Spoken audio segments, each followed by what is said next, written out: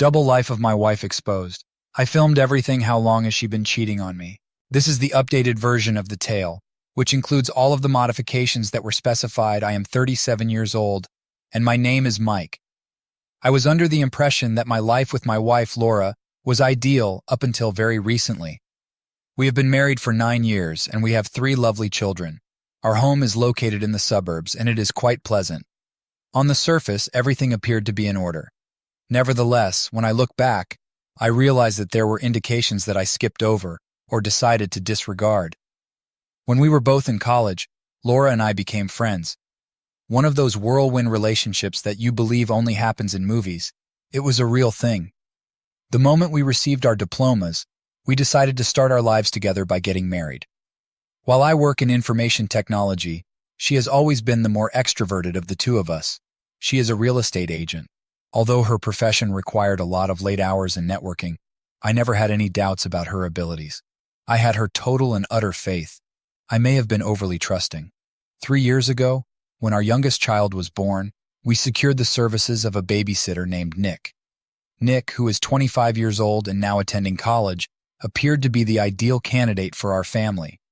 In my opinion, he is a wonderful person who is always nice, is wonderful with children, and is just a lovely man in general.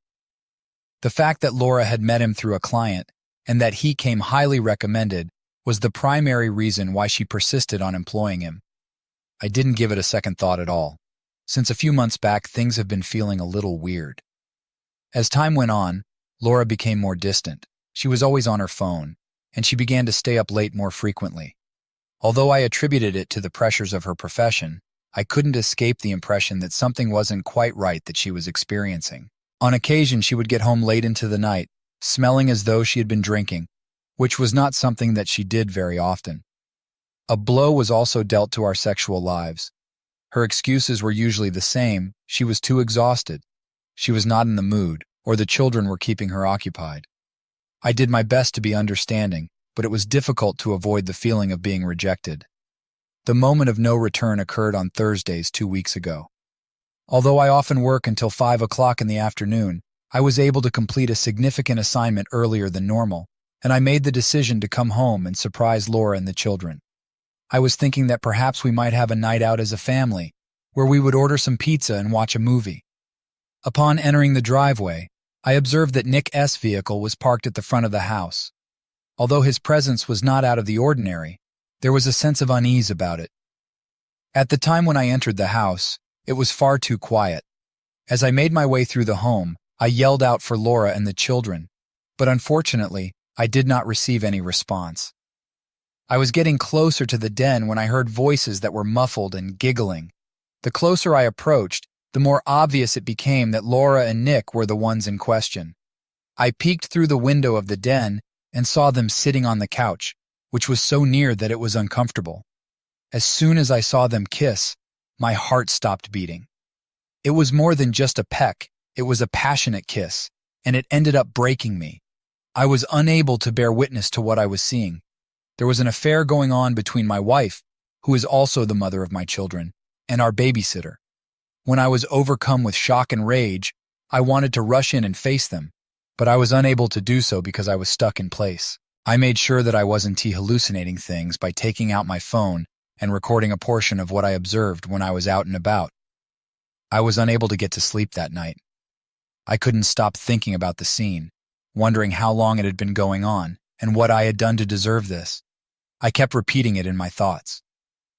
As is customary, Laura arrived late to bed, and I feigned to be sleeping the entire time. I needed some time to think about what the next step should be. Shall I confront her about it? Should I go outside? Despite the fact that my thoughts were racing with a million questions, one thing was crystal clear: I wanted to possess complete knowledge. As a result, here I am, telling you all about my experience in the hopes of receiving some guidance, and perhaps even some assistance. Following that evening, I made the decision to remain silent about what I had witnessed. Despite the fact that I needed more information before I could address Laura, I did all in my power to continue acting normally. The length of time that this had been going on was completely unknown to me, and I wanted to make sure that I had all of the proof with me. In addition, There was a part of me that inquired about the extent to which she would go with her lies and deception. On the next morning, I pretended that everything was not a problem. Upon rising, I proceeded to prepare breakfast for the children, and, as I had always done, I kissed Laura on the cheek. I had to muster up all of my self-control to keep my emotions in check when she smiled at me, since it was the same grin that I used to adore. I had to maintain my composure and be cool. I began to pay more attention to Laura's conduct gradually over the course of the subsequent several days. I saw that she was using her phone a lot more, and she was always checking her messages or sending texts. I asked her about it, but she simply shrugged it off and said that it was something that was linked to her profession. Even though I knew better, I went along with it. It was then that I began to check her phone anytime I got the opportunity, but she was quite astute. She would remove all of her calls and messages that she had with Nick. Having made the decision to become somewhat more tech-savvy, I decided to install a surveillance software on her phone. I was able to view all of her messages, call logs, and even her whereabouts within a day. It was a really simple process. When I did it, I couldn't help but feel a twinge of shame, but I had to know the truth. In point of fact, there were a great number of texts that she and Nick exchanged, and each and every one of them confirmed my worst concerns. It had been many months since they had last seen one another, and they had been getting together whenever they had the opportunity, even in our own house without me being present. Having to read such texts was like putting salt on a sore that was already open. They mentioned how much they liked being together, how exciting it was to sneak about, and even made fun of me for being so naive. They talked about how much they enjoyed being together. After reading those texts, I realized that Laura was an entirely different person, someone I had never seen before. Rather than immediately addressing her, I began to consider some ways in which I could make the situation more favorable for myself. I desired retribution, but more than that, I desired to ensure that she was aware of the seriousness of the situation she had created for herself. I desired for her to experience some of the same agony and humiliation that she had imposed upon me. One evening, when Laura was out with friends, I conducted some research and discovered that Nick had a bit of a troubled history. I was surprised to learn this information. In the past, he had been involved in a few small legal issues, ones that were not really significant, but were enough to cause some eyebrows to be raised. I reasoned that if I could amass a sufficient amount of dirt for him, I would be able to strike him where it would hurt the most. I immediately began gathering any and every proof that I could discover. A few of their phone calls were even taped, and I took pictures and saved all of the messages and call records that were sent and received. As I worked on constructing a case, it became more compelling with each passing day. For the sole purpose of obtaining guidance on how to handle the situation without getting myself into trouble, I also sought out to a buddy of mine who worked in law enforcement. The more I discovered, the more enraged I became, but I also had a peculiar sense of fulfillment and control. In this situation, I was not going to be the victim. The issue was going to be under my control, and I was going to make sure that both Laura and Nick were held accountable for their actions. For the time being, I maintained my composure around Laura and pretended that everything was okay. Although I was aware that the time for confrontation would soon arrive, I desired for it to take place on my own terms. Similar to what they had done to me, I intended to surprise them and take them by surprise. It had been a week since I had made my first discovery, and although I had gathered sufficient proof to take action, I still had not made a decision on the manner in which I intended to play out the situation. I spent endless hours laying awake, my mind racing with ideas of vengeance and justice. I was determined to get answers. As Laura continued to engage in dishonest behavior, she was completely unaware of the fact that I was aware of everything. In the evening, Laura remarked that she had to stay late at work. I was aware that it was yet another motivation to meet Nick. My suggestion was made in a casual manner that I take the children to my parents' place for the weekend. Without any hesitancy, she gave the impression of being relieved. Rather than driving to my parents' place, I drove about the neighborhood until I saw Nick's car drive up in front of our house. I then packed up the children and proceeded out of the house. Despite the fact that my blood was boiling, I managed to keep my calm. As soon as I saw this possibility, I realized it was the ideal time to put my plan into action. Considering that Laura is spending more time away from the house, I decided to take advantage of the opportunity to set up a few covert cameras in the bedroom and the den. To be honest, I never imagined that I would be in a position to do that, but when things become bad, you have to do whatever it takes. The video would be irrefutable proof that she had betrayed the trust placed in her. The night before, I used my phone to monitor the camera feeds and keep an eye on them. The experience was akin to witnessing a horror film unfold in slow motion. Being able to witness them interacting with one another, caressing and laughing before finally heading into our bedroom, was nearly too much for me to stomach. I made sure that I had numerous copies of everything recorded and saved in places that were different from one another. In the morning of the following day, I watched the video while my hands were shaking with anger. Laura arrived at home early in a bright mood, and totally oblivious to the fact that I had anything on her. It required every ounce of self-control I possessed to refrain from confronting her at that very moment. But I was aware that I needed to play the long game in order to make sure that she was facing the full penalties. Over the course of the subsequent several days, I continued to collect evidence by keeping a log of every interaction they had. The longer I stared, the more determined I grew to do action. My intention was not only to confront her, rather, I intended to shatter the life that she had constructed on falsehoods. On Wednesday of the following week, Laura made the announcement that she would be absent for a period of 3 days due to a business trip. Just right. After giving her a tearful farewell kiss and wishing her a safe journey, I immediately went to work after she had departed. I called in sick at work and told them that I had a family emergency, which was not far from the truth by any stretch of the imagination. During the course of the day, I spent my time making copies of all of the recordings, printing off the messages that may be used as evidence, and putting everything into a tidy little package. When Laura came back, I persevered in maintaining my typical behavior, which was becoming increasingly challenging. However, I had to maintain the act for a little while longer, since every time I glanced at her, I saw the lady who had broken my heart. I had been waiting for the day when I would finally be able to confront her, with the intention of guaranteeing that the children would not be present to see the aftermath. I waited until they were at school. I positioned the laptop on the table in the dining room, waited for the movie to start playing, and then I set everything up for Laura to return home.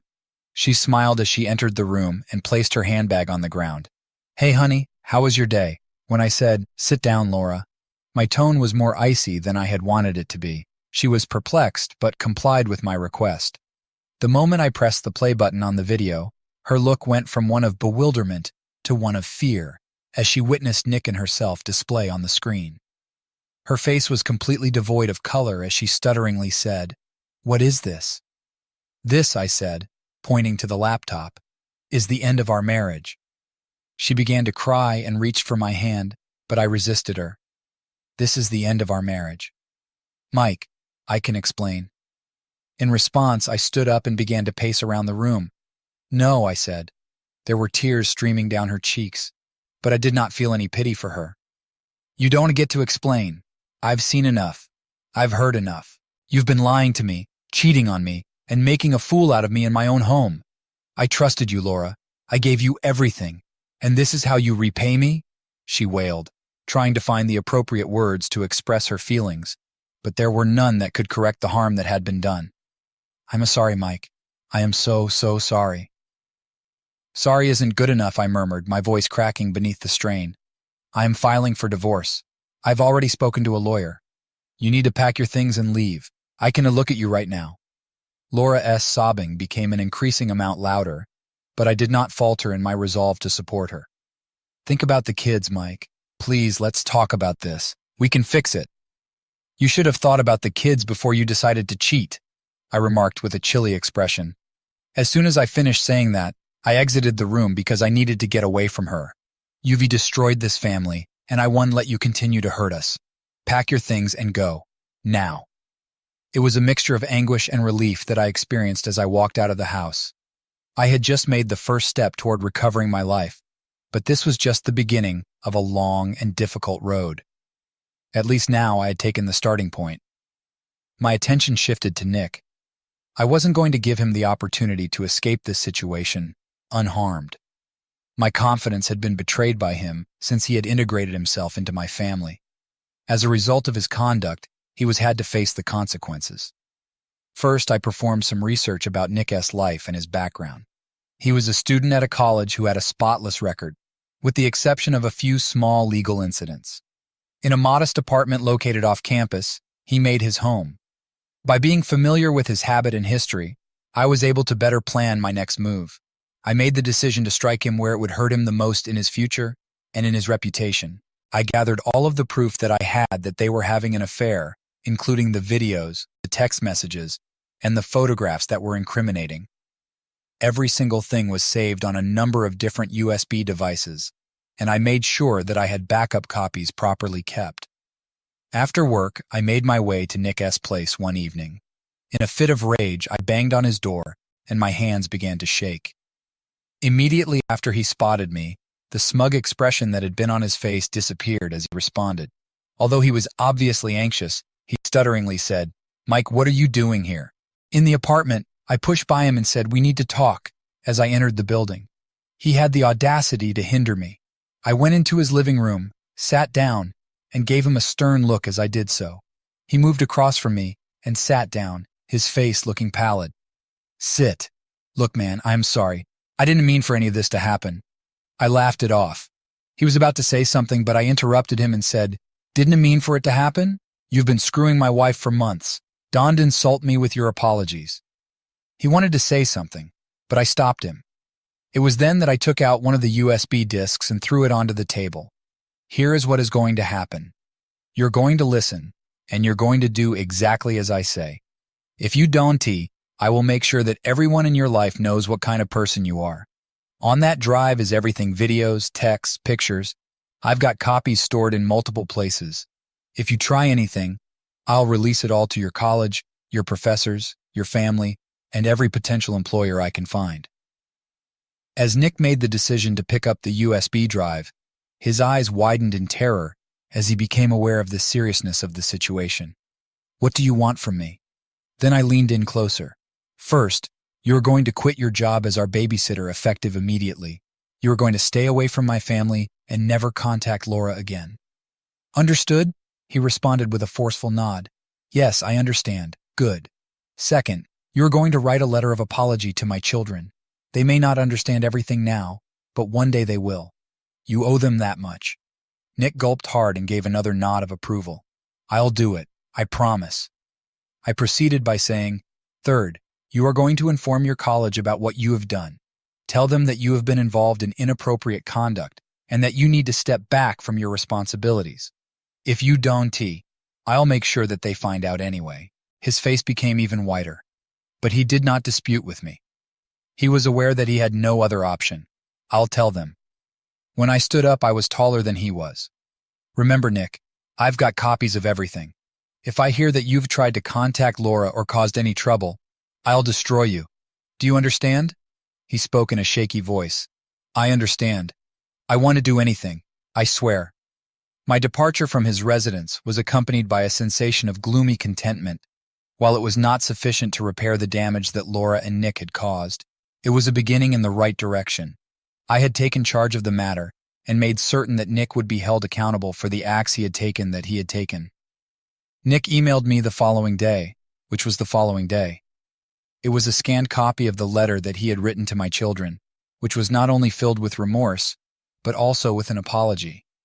Even though I had no idea if my children would ever read it, I knew that it was something.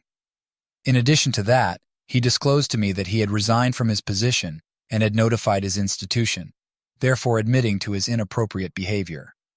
With my vengeance against Nick having been carried out and my fury having been somewhat subdued, it was time to confront the unavoidable, the divorce of Laura. I was aware that this would be a lengthy and difficult process, yet it was essential for both my own recovery and the health and happiness of our children. In order to provide support for my argument, I had previously held a consultation with a divorce attorney and gathered all of the proof that Laura had been unfaithful. When I handed Laura the divorce papers on the morning of the divorce, I experienced a range of feelings. Irritation was present, of course, but there was also a terrible sense of loss. In spite of everything, she had been my companion for a considerable amount of time, and it was difficult to relinquish all of the memories that we had enjoyed together. On the other hand, the treachery had irreparably damaged our marriage, and there was no way to get it back together again. For the purpose of guaranteeing that the children would not be present during the encounter, I decided to serve the papers at home while they were at school. Upon entering the room with the documents in my possession, I found Laura in the kitchen, enjoying a cup of breakfast coffee. "Laura," I responded, maintaining a steady but forceful tone in my voice, "we need to talk." When she looked up, her eyes were apprehensive. "What is it, Mike?" I arranged the papers in a table configuration. She went for the papers with shaky hands, and her face became pale as she said, "These are divorce papers. I'm filing for divorce on the grounds of infidelity. Mike, please, can we talk about this? We can work through it." I gave a little shake of my head. While she was reading over the paperwork, tears began to spring up in her eyes. "No, Laura, there is no way to work through this. You betrayed me, and you betrayed our family. This is the only way forward." "But the kids? What about the kids?" By saying, "We'll figure out a custody arrangement that is best for them," I was attempting to keep my emotions in check.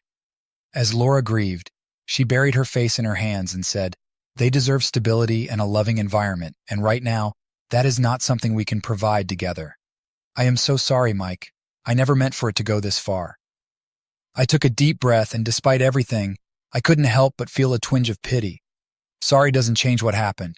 We need to do what's right for the kids and ourselves. The specifics of the divorce were hammered out by our attorneys over the course of the subsequent several weeks. It was decided that we would share custody of the children, with Laura having custody during the week and me having custody on the weekends. There would be a sale of the house, and the earnings would be split. Although it was excruciating, it was the most equitable answer. As I was gathering my belongings for the day, my daughter Lily entered the room at some point during the afternoon. Even though she was only 8 years old, she possessed a strong sense of awareness. She asked her father, with her large brown eyes filled with a sense of bewilderment, "Daddy, why are you packing?" I got down on my knees and grasped her little hands in mine. I put myself on her level. "Lily, sweetheart, Mommy and I are going to live in different houses from now on, but you'll still see both of us, and we both love you very much." She wrapped her arms around me firmly as tears began to well up in her eyes. "But why, Daddy? Why can't you and Mommy stay together?" My search for the appropriate words was a challenge. During the time that I was holding her, my heart bled all over again. Sometimes grown-ups have problems that are too big to fix. But none of this is your fault, okay?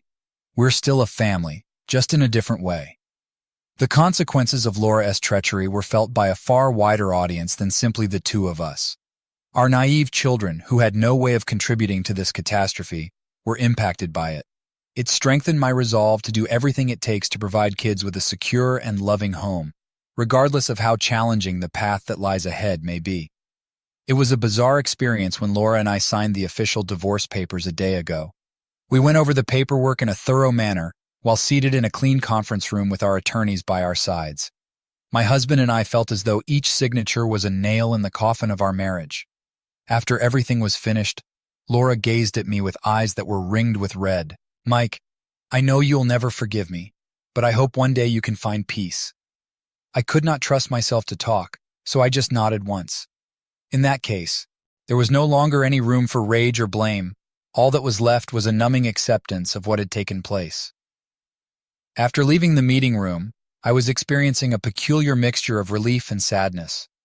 My relationship with Laura had reached its conclusion, and it was now time for me to turn my attention to the prospects that lay ahead. In addition to my work and my children, I was also faced with the challenging task of starting again and reconstructing my life from the ground up. It was not for Laura that I allowed myself to weep a few tears as I drove away, rather. It was for the life that we had once dreamed of, but had now tragically lost forever. On the other hand, I observed a glimmer of optimism.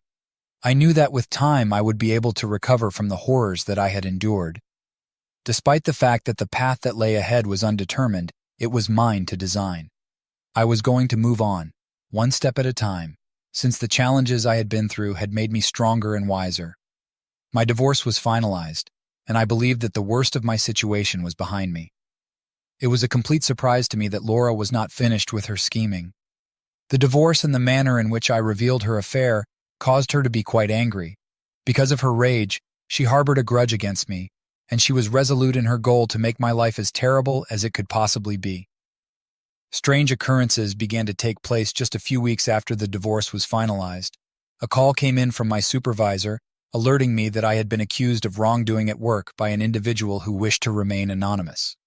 Even though the allegations were without merit, they prompted an inquiry within the organization. The experience was both unpleasant and embarrassing. However, I was fortunate in that my coworkers and supervisors knew me well enough to recognize the lies that were being spoken about me. Subsequently, Laura made an attempt to alienate our children from me. They would hear her talk lies about me, portraying me as the monster who was responsible for the destruction of our family. The questions that my daughter Lily and my son Tommy, who is 6 years old, would ask me were ones that no kid should ever be forced to ask. During one evening, Lily asked her father, "Daddy, did you really make Mommy cry because you don't love her anymore?" Her eyes, which were filled with innocence and sadness, were filled with uncertainty and hurt. Despite the pain in my chest, I gave her a bear embrace. "Lily, sweetheart, I love you and Tommy more than anything in the world. Sometimes grown-ups have problems that are too big to fix, but that doesn't mean I don't love you or your mom. It's just something that happened between us." Despite my promises, the damage had already been caused. I was heartbroken to watch the children struggling to cope with the circumstance, since they were caught in the crossfire because of the scenario. Another attempt was made by Laura to make my life more difficult financially. It was her contention that she was entitled to more than what was agreed upon in the divorce settlement that she challenged. She brought me back before the judge, but happily, the judge was able to see through her strategy and affirmed the settlement that had been reached initially. Even if it was a minor triumph, it came at the expense of further stress and additional legal expenditures. The last straw was when she contacted Child Protective Services CPS on me, claiming that I was an unsuitable father. This was the conclusion of the situation. Despite the disgraceful nature of the allegations and the fact that they were wholly untrue, an inquiry was launched. CPS came to my house, conducted interviews with both me and the children, and even talked to some of my neighbors. I had a terrible nightmare. It was hard for me to think that Laura would go to such a low level, but I should have just known better. She acted in a vengeful and desperate manner. As the probe stretched on for several weeks, it threw a shadow of insecurity over my current existence. In the evening, once I had finished putting the children to bed, I sat down with my attorney, Emily, who had been a reliable ally during all of this difficulty. When I asked Emily, "How can I make this stop?" my voice was filled with irritation and tiredness. "How can I make this stop?" Emily let out a sigh, her countenance displaying compassion. "Mike, we need to build a solid case against Laura S. false accusations and harassment. Document everything, every lie, every false report, every attempt she makes to manipulate the situation. The more evidence we have, the stronger our case will be." I nodded, resolute to put up a show of resistance. "I can let her keep doing this. It's not just affecting me, it is hurting the kids." Everything was thoroughly documented by me over the course of the subsequent few weeks. Every conversation that I had with Laura, every occasion in which she attempted to turn the children against me, and every false report that she made, were all documented in a diary that I kept. Additionally, I set surveillance cameras all around my home in order to record any attempt that she could make to increase the mistreatment she is experiencing. Upon returning home from a visit with Laura, Lily presented me with a message that she had written. Upon opening the message, I read Laura S. poisonous remarks, which caused my rage to rise to a boiling point. "Mommy said to give this to you." She threatened to take complete custody of the children and ruin my life, accusing me of anything that could possibly be alleged against me. In the end, that was the last piece of proof that I required. I submitted a petition for a restraining order against Laura with the assistance of my attorney. Every piece of proof that she had harassed us, the fraudulent reports that she had made, and the manipulation of our children was shown to us. A single glance at the avalanche of evidence was all that was required for the court to approve the restraining order, which will restrict Laura S. interactions with me and the children to visits that are monitored. Despite the fact that it was a win that was hard fought, it offered a sense of relief. In the end, Laura S.'s efforts to disrupt my life were being thwarted, and I was finally able to begin concentrating on putting things back together again. After the event, I had a lengthy conversation with Lily and Tommy, during which I explained everything to them in a way that they could comprehend. Despite the fact that I reassured them that both of their parents loved them, I also explained that sometimes adults have to make difficult choices in order to ensure that everyone is safe and happy. The situation started to get better gradually but steadily. While I focused on being the best parent I could be, the children adjusted to the new normal that had been established. I began visiting a therapist in order to assist me in processing everything that I had been through, and I found peace in the work that I did. When I was putting Lily to bed one evening, she gazed up at me with her huge, innocent eyes. There was a moment of silence. "Daddy, are things going to be okay now?" I smiled as I removed a stray hair from her face and brushed it away. As I turned out the light and shut the door to her bedroom, I experienced a sense of calm. I said, "Yes, sweetheart. Things are going to be okay. We are going to be just fine." After the storm had gone, I knew that even if the path that lay ahead of us was still unclear, we would face it together, even more powerful than we had been before. At the very moment when I believed that everything was finally beginning to settle down, life threw another curveball my way. The event took place on a Monday that appeared to be typical. During the time that I was at work, I was concentrating on a project when I got a phone call from the principal of Lily S. University. Fearing the worst, my heart dropped as I responded to the question. "Mr. Johnson, this is Principal Clark. We need you to come to the school immediately. There has been an incident involving Lily." Panic swept through my body. "Is she okay? What happened?" As I hurried to the school, my mind was racing with the various scenarios that may occur. "She is physically unharmed, but it is urgent that we discuss this in person. Please come as soon as you can." When I arrived, I was shown to the principal's office, where Lily was sitting with her eyes red from bawling her eyes out. In close proximity to her was a woman who appeared to be taking a serious stance. "Mr. Johnson, this is Mrs. Adams from Child Protective Services." Principal Clark introduced the individual to Mr. Johnson. Although I was attempting to maintain my composure, I squatted down in front of Lily and said, "We've called her in because Lily reported something very troubling today." "Sweetheart, what is going on?" Lily asked me as she stared at me with tears in her eyes. "Daddy, I didn't mean to make trouble. I just told them what Mommy said." Although my heart was hurting for her, I asked her in a soft voice, "What did Mommy say?" After a moment of hesitation, Lily dropped her voice and murmured, "Mommy told me that if you don't let her see us more, she'll tell everyone that you hurt us." As her words took effect, the room began to spin. Our daughter was being threatened by Laura, who was using her as a pawn to exert her influence over me. I had a flash of rage, but I made a conscious effort to maintain my composure for the sake of Lily. The principal, Clark, and Mrs. Adams shared a gloomy gaze with one another. "Mr. Johnson, based on Lily's statement, we need to take this very seriously," Mrs. Adams stated in response. "We're going to launch a full investigation." In a state of helplessness and rage, I nodded my head. "I understand. Please do whatever you need to ensure my children are safe." Over the course of the subsequent several days, the inquiry progressed. Laura was interviewed by Child Protective Services, and she, of course, denied everything, portraying herself as the victim. Words spoken by Lily, on the other hand, were convincing proof.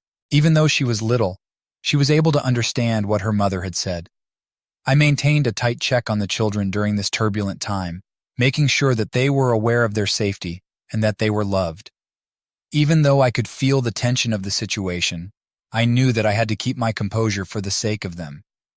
At that moment, when it appeared like everything was about to spin out of control, an unexpected ally appeared in the form of Grace, Laura's sister.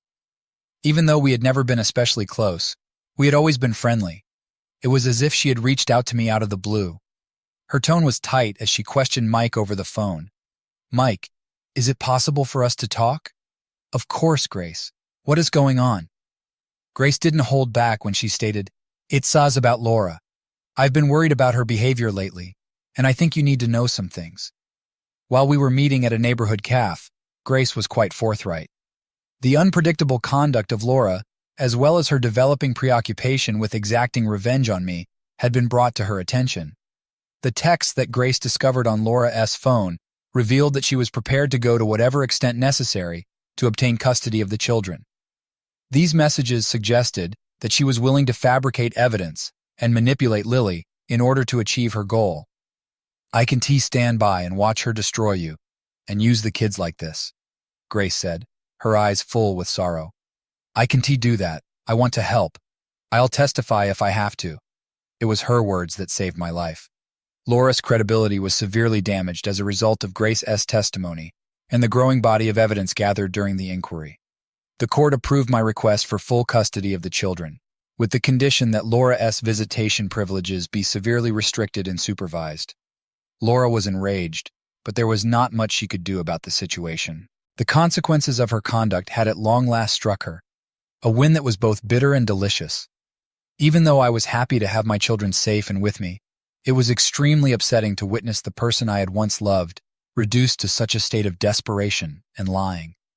As time went on, life gradually returned to its previous state. Under the favorable conditions that I provided, Lily and Tommy flourished, put up a lot of effort to deliver. Grace remained in contact with us, thus she became an important component of our network of support. One night, while we were sitting around the dinner table, Lily smiled at me and looked up at me over her shoulder. As I held her, tears began to spring up in my eyes, and I said, "Daddy, I'm glad we are all together. You're the best daddy in the world. Thank you, sweetheart. I love you both so much." After several months had gone, life started to settle into a new routine that was consistent. I was beginning to acquire a new feeling of normalcy, and the children were adjusting to the new environment quite well. I'd even begun dating once more, and I would say that I was cautiously hopeful about the future. On the other hand, just when I believed that the worst was behind me, life managed to throw one more curveball my way. I made the decision to clean out the garage on a Saturday morning when the temperature was chilly. Getting things organized was something I had been putting off for a number of months, and I finally decided that it was time to get things in order. During the process of sorting through dusty shelves and old boxes, I came upon an old shoebox that was hidden away in the corner of the room. I opened it up out of curiosity and discovered a collection of letters and photographs. The initial few letters were innocuous enough, and they were old love notes that Laura and I had sent to each other back in our younger days. However, as I delved further, I discovered a collection of letters that were written to Laura and dated from around the time when our marriage began to break apart completely. They were sent by a person whose name was Brian. While I was reading the messages, I had a shiver that ran down my spine. The words that Brian said were brimming with love and ardor, and they contained descriptions of covert gatherings and plans for a future together. During our conversation, he expressed his eagerness for Laura to depart from me so that they may begin their new life together. Specifically, one letter stuck out from the others. It was only a few weeks before I found out that Laura was having an affair with Nick that we started dating. The vacation that they were going to take was a romantic retreat to celebrate their new beginning, and Brian wrote about it in his letter. The realization that Laura had been seeing Brian for a considerable amount of time prior to her involvement with Nick caused my pulse to race. It became very evident to me as I went through the letters that Laura had been leading a double life for a considerable amount of time. It was only the tip of the iceberg when it came to the romance with Nick. At the same time that she was acting that everything was normal, she had been lying to me and to our entire family, with the intention of leaving us for another guy. Despite the fact that I was experiencing a mixture of rage and betrayal once more, I proceeded to search through the shoebox. At the very bottom, I discovered a little purse made of velvet. There was a diamond ring inside, which was obviously an engagement ring that was intended for Laura. At that moment, the truth struck me like a ton of bricks. I was aware that Laura was making preparations to leave me and marry Brian. I inhaled deeply and tried to digest all that had happened, including the falsehoods and the dishonesty. It was just was much to bear. Despite the fact that I had believed that the worst was behind me, this discovery brought up old pains. Even though it would require me to bring up the past, I was certain that I needed to face Laura about this matter. Later on that day, I contacted Laura and asked her to come over to my house. I said that we needed to discuss something significant, and she agreed to come. Upon her arrival, she appeared anxious, as she had picked up on the gravity in my tone of speech. "Mike, what's going on?" she questioned as she stood in the living room, her eyes darting around the room. I made my way to the kitchen table and arranged the letters and the ring in a neat and orderly fashion. "I found these in the garage today. Care to explain? At the sight of the objects, her face became a pallid color. She took a few cautious steps forward, her hands trembling. Mike, I don't know what to say. My tone was calm but icy as I said, how about the truth for once? While my voice remained steady, Laura, you have been lying to me for years. Not just with Nick, but with this guy Brian. You were planning to leave me to start a new life with him. Were you ever going to tell me? Tears flowed down her cheeks, but I did not feel any pity for her situation. Yes, I was seeing Brian. It started a few years ago. I was unhappy and I felt trapped, but things didn't work out with him. By the time I realized my mistake, it was too late. I had already ruined everything. You have ruined our family, Laura, I cried, my voice cracking as I spoke. You made me feel like I was the problem, like I wasn't good enough, all the while you were planning your escape. I am sorry, she cried out in tears. I am so sorry, Mike. I know I can undo the past, but please believe me when I say I never wanted to hurt you. I responded by saying, it is too late for apologies, and I felt a weird sensation of peace wash over me. Ivy moved on and I'm building a new life for myself and the kids. You need to live with the consequences of your actions. Laura nodded, tears still streaming down her cheeks. Ivy moved on, I understand. I just hope one day you can find it in your heart to forgive me. In all candor, I stated, I'm not sure if I am able to. I felt a weight lift off my shoulders as Laura departed. But I know one thing, I want to let your betrayal define me. I'm going to keep moving forward, for myself and for our kids, I said as Laura left. Although the past was unpleasant, I was eventually able to put it in the past. The fact that I had discovered the entire depth of Laura's lying provided me with the sense of closure that I required in order to genuinely go on with my life. The city is Denver,